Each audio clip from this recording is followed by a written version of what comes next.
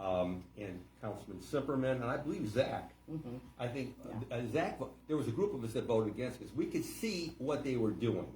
And unfortunately, they were, their actions proven to be correct. And we got to try to correct that. So I could probably go on with some other issues, but, to me, I could say this. I got elected to serve, but now, over the years, it became a calling. It became a calling. So it became a calling instead of just serving. Yeah. It's just not about service. It's not about elected office or being a politician. It's about service and a calling, and that's what it's become with me. And so I came into councilman. I just said said to a long-time political observer. I said I came into councilman, and I'm going to walk out of councilman. God willing. God willing. And so I know that I'm never going to serve the length of time that I have served this time, both physically and politically, because I'm the senior member. No one has ever served longer than me in city council. No one has ever served longer than me. So I'm very honored. How many people could say? And I was born in Glenville, on East 120th. Opium Cellars, as a lot of people know. My mother was born in the same house. I was born there. She went to Patrick Henry. She went to Iowa Maple. We moved into Councilman when I was a small child. That's my roots. My great-grandparents lived on 47th Street off of Payne Avenue. Okay. I mean, that's my world. It's the East Side. I never lived any place else. So it's not a big world, but it's my world, and I'm trying to do my best and let all the challenges and obstacles that I've been confronted with over the years, I'm trying to do my best. And again, when you look at Ward 8, lowest crime rate on Cleveland's East Side, one of the top 5 wards in the city of Cleveland. I'm very proud of that fact. I'd like to think I had something to do with that. Plus, I have good people in my neighborhood. Yes, I think you did. And I recall at one point in time, I want to say what it was about maybe 2000 and I'm going to go 2010, 2011. They were trying to, I like the way that you definitely reined that back in really quickly. There was a few things going on over there where they were trying to get it out of control again. The crime was kind of increasing. Yep. And what I noticed is you definitely did a great job in bringing that right back down. And there was a lot of attention to detail there, and you can tell that so I want to sum it up for the people for you.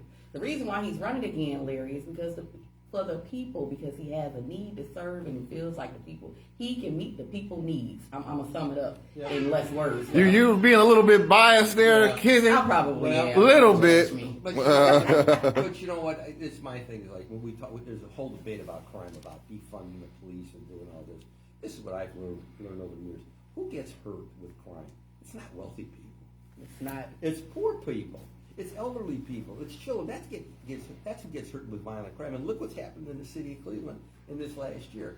I mean, we just babies in their house getting shot, just and playing in the house. Yeah. Grandma's sitting on a porch or in the house getting shot. Just someone walking down the street minding their own business, going to a store getting shot. We got it's like the Wild West out there. And at the end of the day, unless we figure out how to get on top of that, we're going to continue. I'm going to be very blunt. What's happening in the city of Cleveland, and there's great denial, unfortunately, in City Hall, is the black middle class is moving out of the city. Mm-hmm. Let's talk about it. Okay. Let's just talk about it.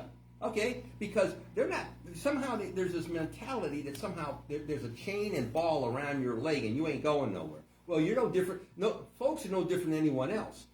If you're not safe, if you don't have good schools, if you don't have shopping opportunities, amenities, if you have a job, you're going to talk with your feet and look at the demographic changes in some of the eastern suburbs. Them folks that didn't come from Gates Mills that moved in those neighborhoods. They came out of the east side. They came out of Mount Pleasant, out of Lee Harvard, Collinwood, St. Clair Superior, Glenville.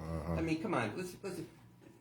This denial that exists at City Hall, to me, I find so troubling and laughable, quite frankly, that somehow they think that people are going to stay regardless of their circumstances. I will tell you that it's not correct. Not happening. So pretty much what you're saying is that the black middle class, we know that it's leaving because of the crime in the city, and there's nobody to build in those areas. That's right. How would you, as councilman, we already know about your resume. Yeah. Right. How would you keep those middle class African American people in your ward or in the wards period? Well, just like I try to do now, I try to give service give service, answer that phone, take care of their calls, go to their homes, try to provide the things that the opportunities. Why do you think I get $11.5 million renovation project on East 185th Street, finishing the LaSalle Theater? We're going to do 140th tomorrow at 1 o'clock on East 140th at Darley. We're going to break ground for the $24 million state-of-the-art senior citizens complex over there at the former Longfellow Elementary School. Okay. Tomorrow at 1 o'clock. I've been working on that since 2013. Yeah. So I could give you a whole bunch of things that I'm working on, but at the end of the day, councilmen don't run the city. Right. The mayor runs the city. Yeah. And what we need to have is an administration working with council that's going to make our reset our priorities. I will tell you, our priorities out of whack here. Somehow we think if we keep giving money to billionaires in this city, that somehow it's going to trickle down. The trickle down effect. Will not. You know, my father always said this, and he said it at the Juneteenth celebration at my cousin's house. He said the trickle down effect. It seems like you're getting peed on. Well, Trickle. or in Cleveland, as one person said to me, we defy gravity. Right. Yeah. And it trickles up. And so that's what is happening in this city. So we keep giving money to people that don't need it, and then we wonder why we have the #1 poverty rate in the country and #1 and 2 hedges between Detroit and us, childhood poverty. The corporate community, my brothers and sisters, ought to be ashamed and embarrassed. Right. What's happened in the city? Right. Where's the opportunity? You can't adopt a school. You can't adopt a neighborhood. You can't partner. I mean, let's be very blunt. We sit in a building that used to be owned by Cleveland Clinic. Right. Within the shadow of Cleveland Clinic, you have some of the highest infant mortality rate in the country. Okay, let's be blunt about it. Okay, nobody wants to talk about it, but that's the reality. Right. Until the corporate community buys in and wants to make a difference, Cleveland is not going to change the path and the course that it's on. Right. That's the reality. Sorry. So, speaking of, I'm going to bring this up, and you know probably I was going to say this. So, speaking of billionaires and millionaires and people that with businesses. Now, we had something in 2018.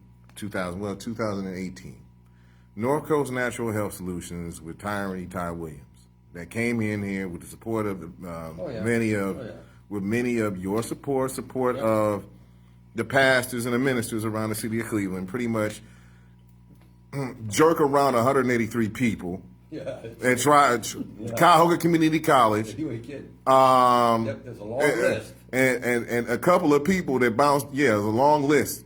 I'm on that list. Yeah, I know you are. And you helped when I came to you. Yeah. When I pretty much, because there was some days I was a little bit, I was around my son's birthday, he was about to turn 7, a little bit low in the tank as far as my savings. Yeah.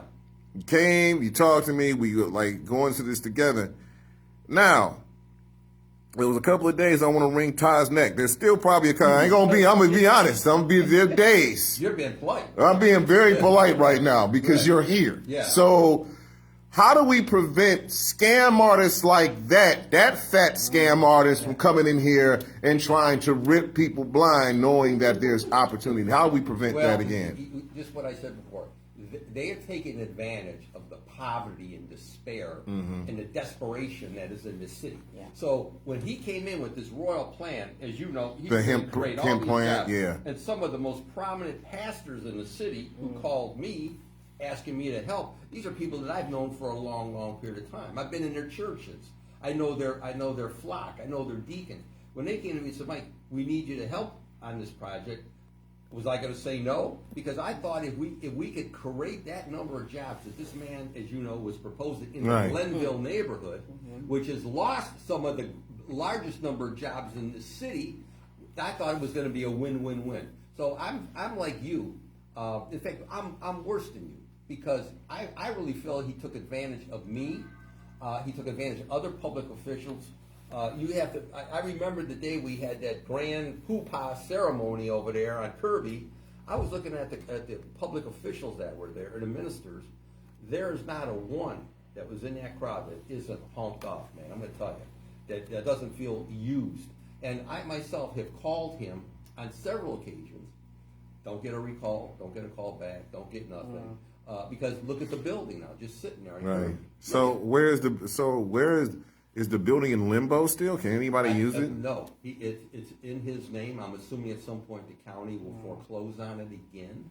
And see again, but you know, that's not the only big lie that's been played on our communities over the years. Right. I could go down the list. I still have flyer from when they did the Gateway Project years and years ago, where they promised 27,000 jobs, high-paying jobs with the Gateway Project. And if we got 2,700, we were lucky. And when I asked one of the most prominent business people in the city years after that, I was sitting in his office. He wanted to see me, and I said, you know, you guys promised 27,000 jobs. He said, well, that's the only way we could get it passed. We had to promise jobs because we know that we couldn't get it passed if we could promise. So I said, so you just bold-faced told that you'll get it passed. Right. He said, you got to do this week. You got to do what you got to do to get to win. Okay. But the people didn't win. We didn't win. We did win because most of our people can't even afford to go to the events there. Right. At whether it be Gateway or Cleveland Brown Stadium or wherever. So as I go back what I said earlier, if we are really going to change the course of the trajectory that Cleveland is on, the corporate community's got to put its money where its mouth is and understand that there is great poverty and despair in this city. Right. And it's not going to change. They could be so helpful. They could buy into us. They could help us. They could hire our people, adopt schools. I mean, look at the number of schools on the east side that have closed in this city. Oh. Yeah. I was saying, look at the latest round. MLK, Jane Addams, Right. Case, Iowa Maple. I could go right down the list. South High School. Yeah, right. Let's go down the list. That was one of the newest schools. Yeah. It never made sense why that school Right. was closed. That was one of the newest. Why you things closing? that were built. Well, you know what they tell you? Right. Well, because there's no kids there. Well, maybe because you didn't put the curriculum in there to attract students or have an opportunity for students to excel in life. At one time, we had vocational technical programs in our school. They took that away from us. They don't think our kids can do. You know what I got to tell you? The only I'm going to be. You know, this you're starting to get me worked up. Go ahead. This is the headline. You know, there's no pulling punches back on here when you talk. Because you know they think by giving us a basketball court or giving us a football field somewhere is going to alleviate the pain. Is that the only thing they think we're good for is basketball and football? Yeah, they do. They do. Yeah. And it's so crazy because Yeah. I'm a graduate from South High School. There you go. And I will tell you that the time that I came out of there, I cannot tell you. Matter of fact, one of the he was actually a orthopedic provider with the Cleveland Browns. He actually came from South High School. When I say I know so many like physicians or lawyers or business people that came out of that school, like you said, they had all of these different vocational programs there. It was great. And people were able to excel. And what's the late Stephanie Tubbs Jones would say to me so often, besides hugging me and kissing me on the cheek and whispering in my Rest ear, in peace. Once a railroader, always a railroader. But she said it's about creating personal wealth. Not Donald Trump wealth, but wealth where you can buy a home, put your kids through college, buy things, buy furniture, buy the things you need to support yourself. That's what it's all about. And somehow we have lost sight of that. And the schools at one time were geared towards success. And they lost sight. Yeah. And our kids, after how many generations now, have failed and failed, are out in the street or cannot provide for themselves. Right, and I believe, didn't MLK would have been great for now. I think like there's this shortage. They're trying to get, there's an issue with who's actually applying and going to the police academy. And they were prepping those students for that. They had a program there for that. And they shut it down. MLK was supposed to be the safety forces feeding academy, or path to become a policeman or EMS or fire. I mean, we've lost sight of that, and unless we get back, so I can only say this: I'm looking forward to whoever the new administration. Frank Jackson, God bless you. I wish you well, my friend. But I am. Stop laughing, human T-Rex. I'm looking forward to a new administration who's going to come here and start looking at the Cleveland public school system in a different light and saying, what do we have to do today to provide job opportunities in the year 2021? Mm-hmm. We have to do things different, because if not, our kids aren't going to college, the majority of them, or they can't afford to go to college. But they can be successful technicians, and they can maybe build a business or do some. Why does Shaw High School have a cosmetology program, but we don't have one in the city of Cleveland? Nowhere anymore? No. Wow. That's what I've been told. None. I didn't know that. Yeah. You got to go to Shaw High School if you want one. Right. But why is that? Well, why do the suburban schools have vocational technical training programs and we don't? The only one that we have, the big one, is Max Hayes. And what did they do? Let's talk about it. They moved it farther west. Yeah. right. They moved it And to we west. know that was 60. done. Right, yeah. So Yeah. do you think kids from Glenville and Huff and St. Clair Superior, Forest Hills, or Mount Pleasant, you think they're going all the way over there? No, they're not going over They're there. not. They're not, because by the time you get up in the morning and hop on a bus, you'll be on a bus for God knows how long to get over there. 2 hours. Yeah. Right. So again, what frustrates me is that we got to get back to basics in this city. We've got to get back to basics with the administration and council leadership who gets it. Yeah. So, how many mayoral administrations how long you been on council? 43 years. 43 years. So you've been through. That's right, girl. Exactly. Right. Entire life, Yeah. literally. Like literally mine too. Like 2 years removed. Yeah. All right. So you've been through how many mayoral administrations in the city? I came in right after Perk, then Kucinich, Voinovich, Mike White, Right. Jane Campbell, Frank Jackson. Right. So So I've seen it all. The good, the bad, and 1, the 2, 3, 4. That's like 6. So you will, if barring any jarring movement, you were hoping to be in council for the new administration. I'm hoping, God willing. So what advice would you give to the new administration, mayoral administration coming in? Because Frank's no longer running. So what advice would you give to the new mayor and the new mayor administration from your 43 years of experience on city council? Sit down with the council, not the council leadership. Sit down with the council collectively and hear us out what our concerns are, and start sitting down with the rank and file people who work for the city. They're the ones that know what works and what doesn't. When they have these meetings, who do they meet with? The bosses. The bosses are not going to give you an accurate rendition of what is going on in their department or their division. Right. It's the rank and file. Talk to the guys that pick up the garbage. Talk to the guys that are filling potholes. Yeah. Talk to the people who are working EMS, like the email I got today from an EMS employee talking about all the problems with an EMS. I sat there and said, "Oh my goodness." Talk to the young black officer that lives just up the street from me, who walks his dog down the street all the time, who talks to me, who's 5 years on the department. Listen to him, how down he is about how the morale in the department is in the basement, and they don't listen to the rank and file, and they don't listen especially to the newer officers that come out. Start listening to them, and then you'll start to see a change in city services. Right. You'll start to see us refocusing, and above all, the citizens. I look at my calls. I should have. Well, I don't know if I got. No, I left them in the car. All right. I log every call I get. I log. I put them on. They're not calling me about giving more money to Jimmy Haslam. Right. They're calling me because they can't get the pothole filled. They can't get the empty lot cut with the high grass. They can't get someone to deal with the absentee landlord who rents to the neighbors from hell. Okay, Right. they can't. They're all calling me about city services. The real concerns of the people. That's Right. it. The That's real there. concerns of the people. And that's what I listen to, and that's been my success over these years, because I listen, and every day I try to respond to those complaints. In all my years in public office, I've only had 2 aides.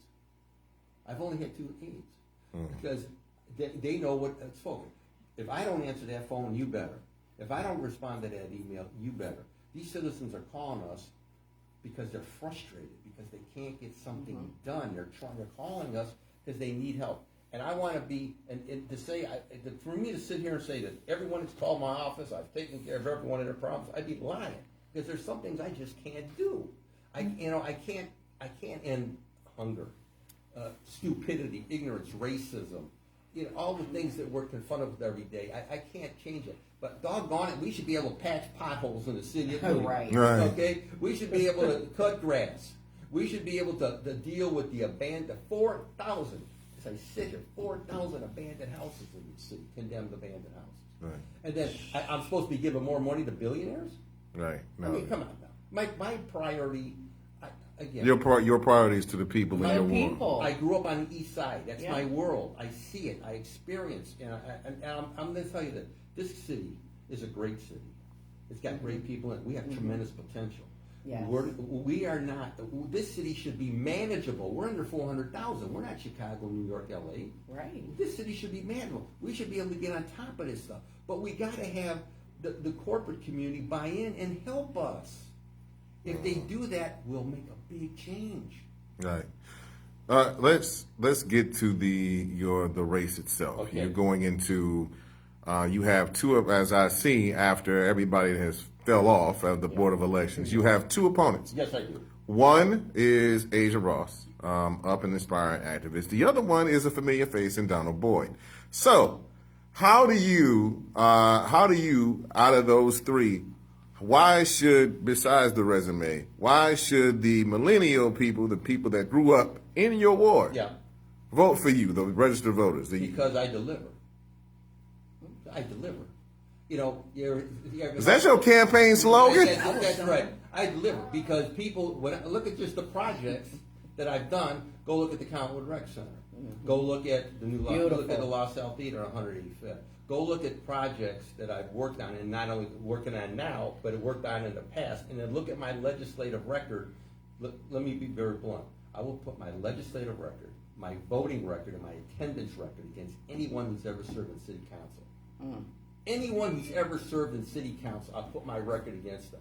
If you want to run against me, be my guest. I believe in America. Everybody has a right to run. Mm-hmm. Everybody has a right to run, and I like competition because they'll find out as these months go on that I haven't gotten any slower.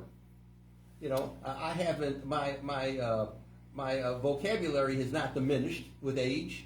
Okay, and they're in for an interesting experience in life. And so sound like a fight, Mike. So I'm prepared to do what I got to do to protect my neighborhood, and I'm going to make a very bold statement to all your listeners. Because a lot of people listen to this radio show. Yes, you better look at citywide at the caliber of candidates running. That's right. Wow. I have never seen such a poor group of people running citywide. Whoa! Okay, now you want me to say that again. I have never seen such a poor group of people running citywide. People who have not been engaged, have not been involved in the neighborhoods, who have records, who have constant run-ins with the police, who have terrible voting records. They don't even know what party they belong to. You can't figure out where they live. I mean, come on now, believe me.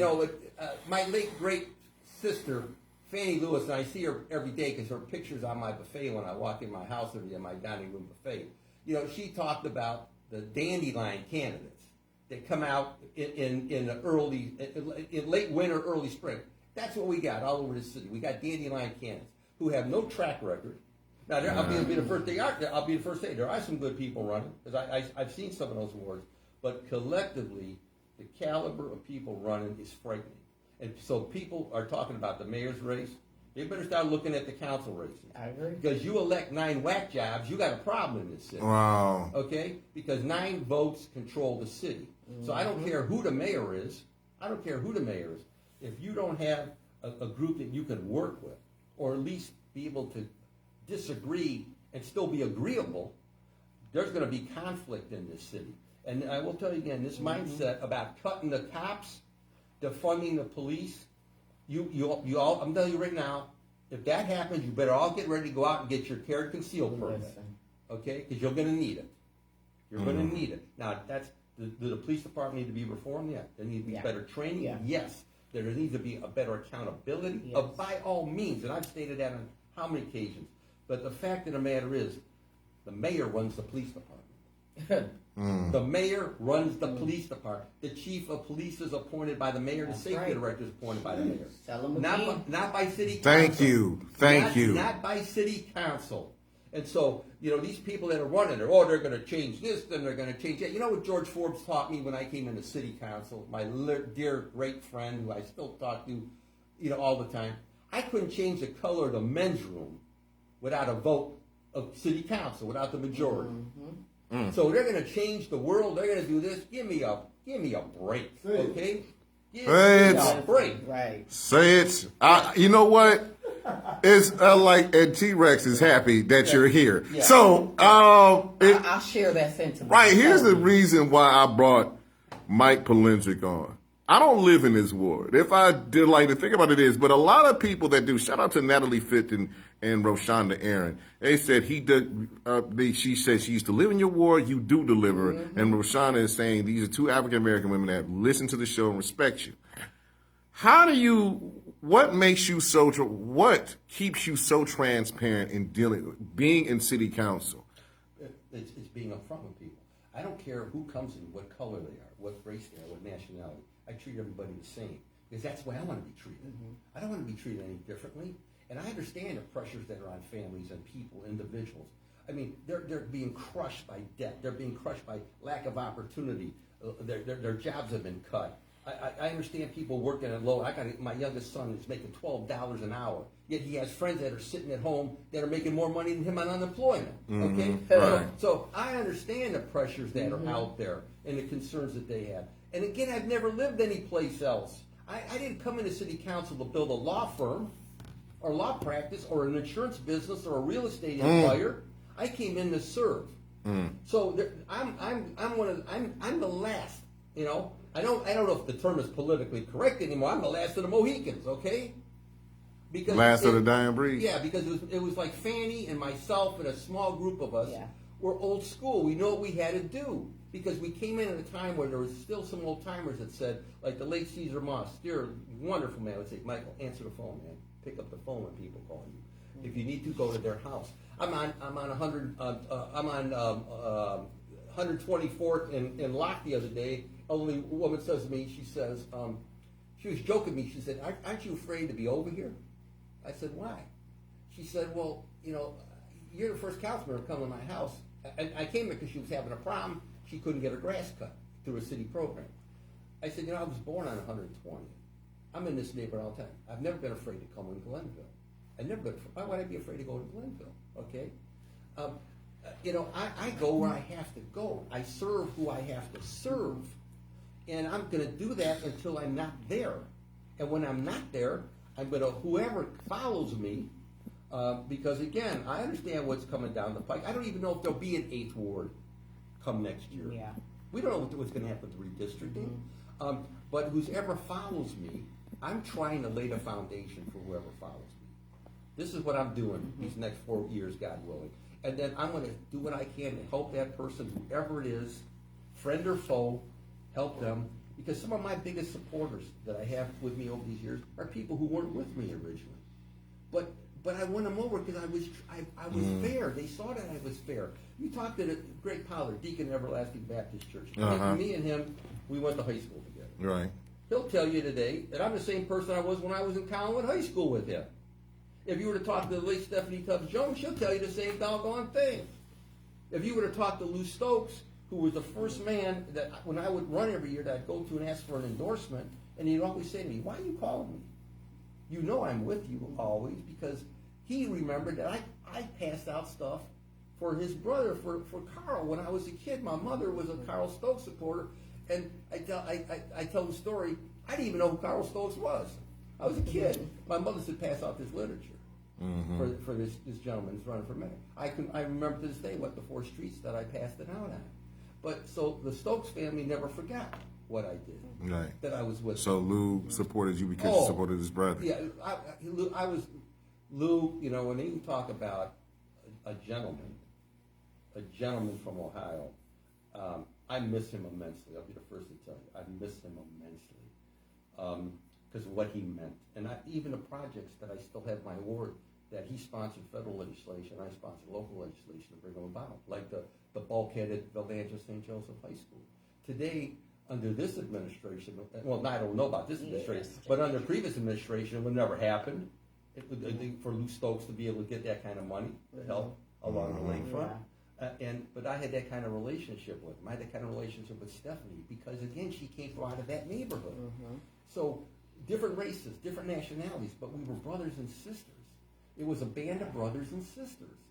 And that's the way I've operated. And so, you know, when I walked with George Forbes, when the Ku Klux Klan came to town, and I walked holding hands with him and Fannie, I didn't think about black and white. I was there because I wanted to send a message that we're not gonna put up with that crap in this city. That we're gonna send a message we're united in this city against this crap. And so I'll put my record again on civil rights issues, about any issues in my neighborhood. I'll put it against anyone. I'll put it against anyone. Right. Because the only thing you want to make up some stuff, be my guest. But if you want to talk reality, you got a problem. All right. So let's get down to business. Let's go ahead, brother. Why ain't you running for mayor? You probably like I get a compliment. But let me before I speak, before you answer. Okay. Natalie Fitton said that Councilman Polensek is the only city councilman that knows what's going on in the city in her book. So why haven't you run for mayor? Because, okay, I'm going to be very blunt. I didn't think I could raise the money in the past, not only just now, but in the past. But then, as I said, I ain't getting any younger, man. And the fact of the matter is the corporate community is going to spend millions this time to maintain the status quo.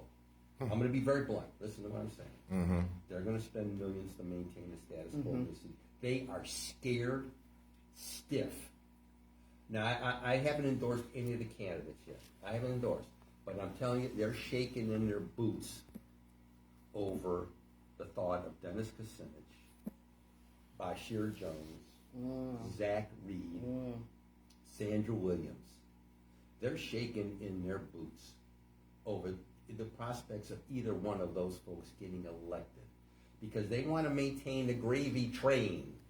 They want to continue to write, because they got fat checkbooks, they want to continue to control City Hall. And there are people who don't even live in this city, would never live in this city, who want to control this city. So look at where the money, you know, Fannie said always, follow the money. Look at who's donating to who. Look where the money's coming from. And so you want to maintain the status quo, want to maintain number one poverty? Is that what you want to maintain? You want to maintain number one and two of childhood poverty? You want to continue to maintain a dysfunctional school system? Is that what you want to maintain? Give me a break. I mean, they make me sick to my stomach. Okay, so there's it is in a nutshell. I could not pucker up enough to kiss their butts to raise the money that I would need to run, or to run a decent campaign. I can't kiss their rear ends. It ain't in me. It never was in me. I said I came in a councilman. I'm going out a councilman. I've had a lot of people ask me, very prominent people, pastors, people in our community citywide, Mike, you got to run. You got to run. You got to run. No, I had a meeting several months ago where people sat down with me and said, "Would you give it consideration?" I said, "For 5 seconds, I'll give it consideration." No, I'm hoping who's ever elected, I'm here to work with them. I'm here to help them and work with them. So I'm going to ask this as far as any candidate. How can people donate to your campaign for re-election of Ward 8? How can people volunteer? It's People for Polensek. Address is 17855 Bryan Avenue, BRIAN, Bryan Avenue, Cleveland, 44119. Or everybody knows how to get a hold of me, 216-531-7648, because my stuff is all over the place, because I put out stuff all the time in my neighborhood and try to educate folks, keep them apprised of what's going on. So I'm available. I don't know what kind of money's been get thrown against me. I don't even think about that. I'm going to run a campaign, a strong campaign based on issues, real issues of unity. We should be very proud that we have an ethnically and racially diverse city, and especially in my case, my neighborhood. And I'm about inclusion, acceptance. That's been my record in public office. and I'm going to continue to do what I got to do, and God willing, I'll come back to serve, and if not, I'm going to be walking my dog a lot more. Okay? You know what? I'll be honest with you, Councilman Polensek, that a lot of people have still shown support for you, even no matter what your age is. So it's going to be it's like just like the congressional race. This might be an easier one than the congressional race, but you never know. No. The thing about it is that, you know, before we go, how important is black media to you? This station. Very important. That's why I'm here. And I was one of the supporters just recently of the presentation of Greenwood, because you were there with me. Yes, Greenwood. And I'm very proud of the fact that I was one of the contributors to that program, the red carpet affair that we had in the neighborhood. And I just think, again, my record speaks for itself. I'm here to work with whoever. Black radio is very, very important. It's always been very important in our city, just like the Call Post was. Right. Right. I mean, my God, right. I mean, my records. I can think back to my day with W.O. Walker. I mean, and I'm really dating myself. But you know what? I'm like fine wine. Remember that. I'm like fine wine, not Mad Dog now. Fine wine. Okay. Right. I gotta keep this. Okay. I gotta keep this PG because it was on my Facebook. I know. Somebody said that they would trade their councilman for you, but they live in a certain ward. Okay. So, but the thing about it is, Councilman Polensek, it's always a pleasure to talk to you. There's a young lady coming up talking about her, so you're welcome to have the Angela Mias in the green room. Oh man! Thank you very much, sir. And of course, before November, you're coming back here. You already know that. I'll be glad to be back here. All right. Anytime you call me, I'll be here. You know what? And that's true, because every time I call him, he show up. It's like, so we'll be right back after this break. Thank you. Thank you. Wow.